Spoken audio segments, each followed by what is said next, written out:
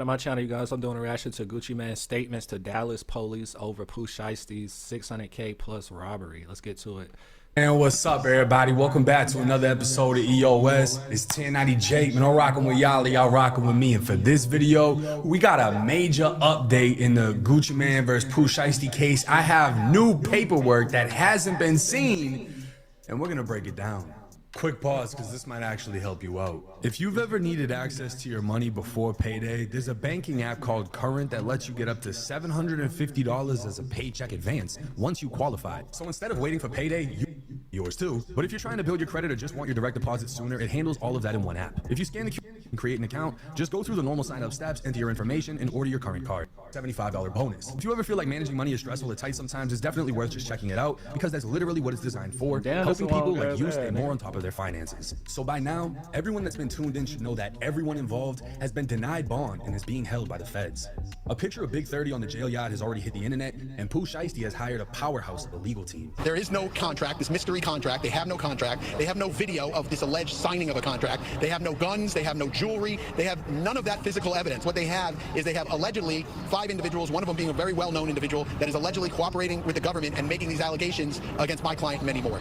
Now, clearly his lawyer is sending shots at none other than the infamous Gooch, and I have new paperwork with some details y'all are gonna want to see. But first and foremost, there are people out there spreading a narrative that Gucci said nothing. He was with an off-duty cop who was his security, and that's who snitched. No, bitch. This is coming from one of the biggest Gucci fans since I was 15. He said no, B. Yeah, this situation is crazy, bro, with the Gucci Mane situation. And we're going to get to other stuff later down the line, but let's see what you got to say. Gucci snitched. According to the federal paperwork, he had 2 security officers. Because at first I'm thinking like, okay, it got to be his security guard who put his name in it. But no, Gucci snitched, nigga. Now, me personally, y'all know I don't give a fuck. I don't care about him snitching, nigga. I don't care. I'm still going to listen to his music and it's cool. But of which stayed in the lobby of the building, the other staying in the vehicle, and neither of the two ever entering the recording studio. After Gucci was robbed and brought out of the booth and into the control room where everyone else was getting robbed, his security guard who was in the lobby saw a Big 30 blocking the door. That's when both guards attempted to push through the door, only to see Pooh Shiesty's gang with more Drakes than that lookalike contest. So in reality, the security didn't actually witness any of the robbing or kidnapping. They just saw commotion at the end and guns drawn. But let's look at the finer details. I was able to obtain the incident report from the Dallas Police Department, which states they responded to a robbery in which suspect Pooh Shiesty had the complainant at gunpoint and took the complainant's property. The suspect description would say he was wearing black pants, a black shirt, and a black ski mask, while the victim was none other than Roderick Delantic Davis, aka Gucci Mane. Now, the victim-suspect relationship would say, make sure you guys like, comment, and subscribe. Besides that, today's video is sponsored by Kalshi. On Kalshi, you can come on here and bet on trending topics, elections, politics, sports, culture, crypto, economics, mentions, companies, financial, tech and science, music, and climate, and many more. You can come on here and place a simple bet on the temperature. Yes, literally a temperature, and you can 13 times your money. You'll come on here, you'll push this, you'll buy in contracts, and you can just put how much money you want to put towards it. If I was y'all, I would place a bet that's $25 or less, because if you place a bet that's $25 or less, you'll have more chances of winning, and you can times your money. You know what I'm saying? So if you place a $20 bet, you can turn that to $100. You know what I'm saying? So yeah, it's pretty much easy. You sign up under my affiliate link, you'll get a free $25 to place your first bet right now. The link will be in the description. It might be in the comments, but definitely be in the description. Yes, I get $25 too, but hey, I'm putting you on game and I'm helping you get free money. So yeah, you can go download the app, the Kalshi app, or do it online, sign up for it online, and make an account, but you're gonna have to spend that money. So just sign up under my link. Other than that, go to my website, letsupyourgrownow.gumroad.com. I got plenty of courses on here, free stuff on here. I got my mixtape on here. You can buy my mixtape. You also can become an affiliate and get 50% of commission off of anything on my website you help me sell, including courses, music, everything that you see on here. Also, you can get my courses and I can teach you how to get monetized on YouTube. You might want to be a YouTuber like me. Who knows? I can help you through that. And if you're in the music business, I can help you with a free Zoom call. We can help you. You can join my program and start making revenue. Teach you how to get you, build you a fan base the independent way. All right. Also, I got TikTok courses on here and social media hooks that you can come get on here. Other than that, got my new mixtape, I Believe in Me When They Did, in deluxe out right now on all streaming platforms. So make sure you guys go get that. All right. Like, comment, subscribe. I am out. they were acquainted, and the incident report would also name the 2 other victims with Gucci. Now again, everyone was saying, oh, they robbed the security who was a cop and that's who snitched.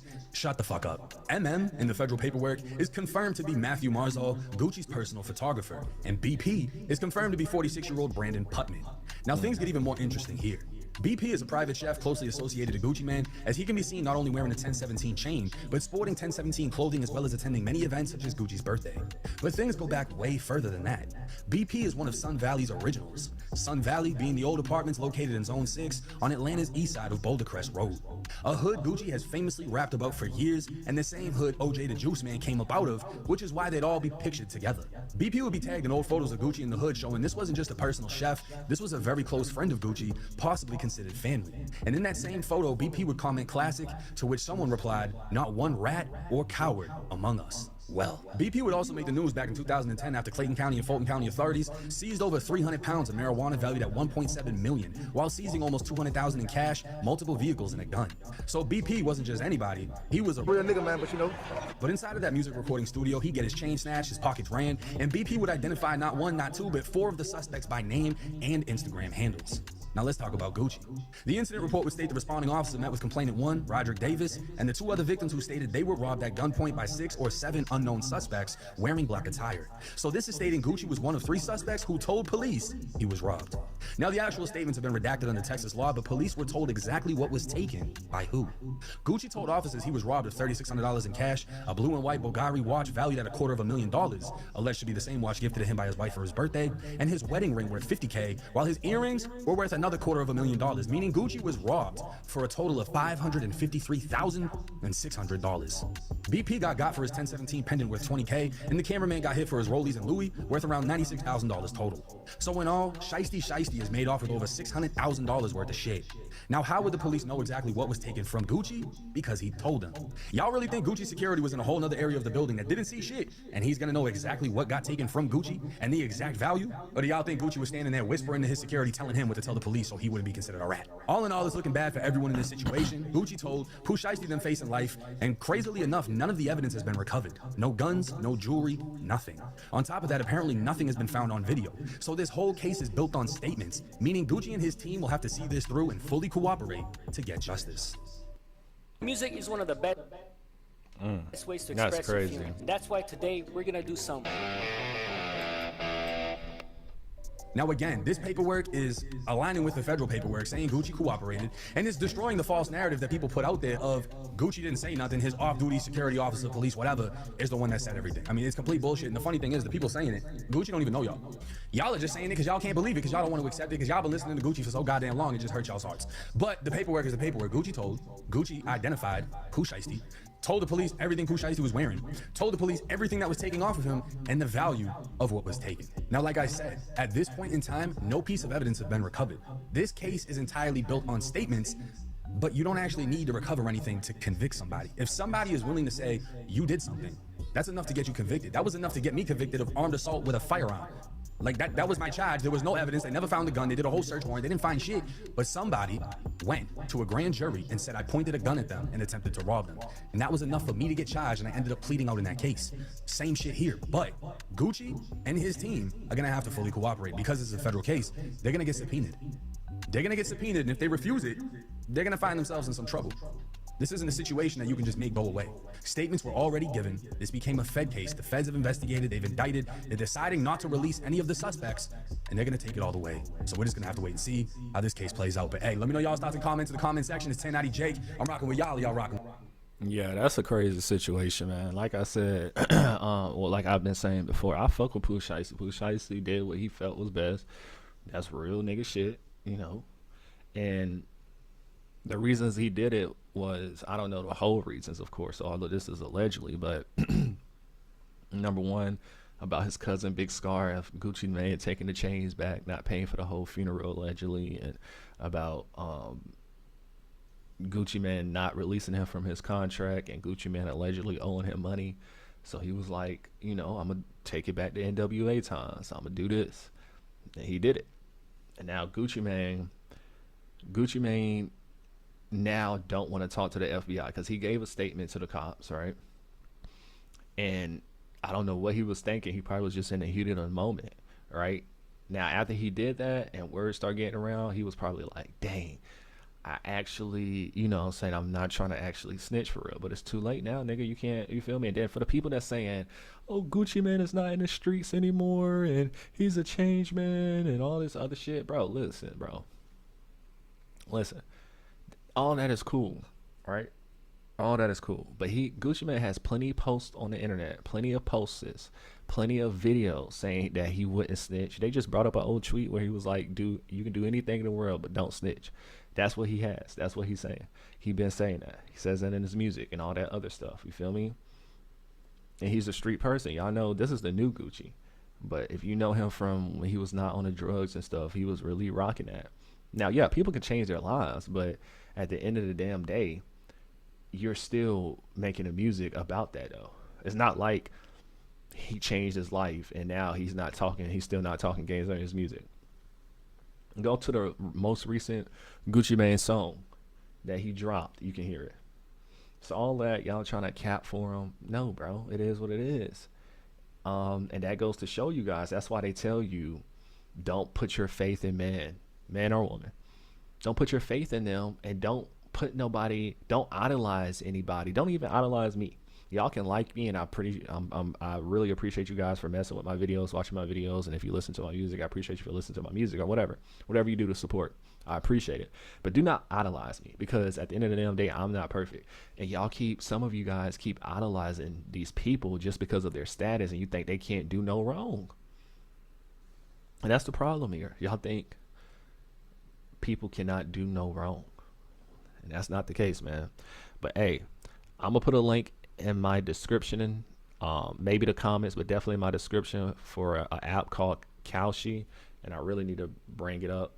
But Kalshi is pretty much where you can go. It's an online online marketplace where you can go predict the weather. You can predict college games, sports. There's all types of stuff on there that you can do. And that way you can make some money. All right. You can even predict the election. You can even predict on presidents or what the president is going to say, all types of stuff. I'm trying to actually bring it up of how it actually looks. I got to go on Google.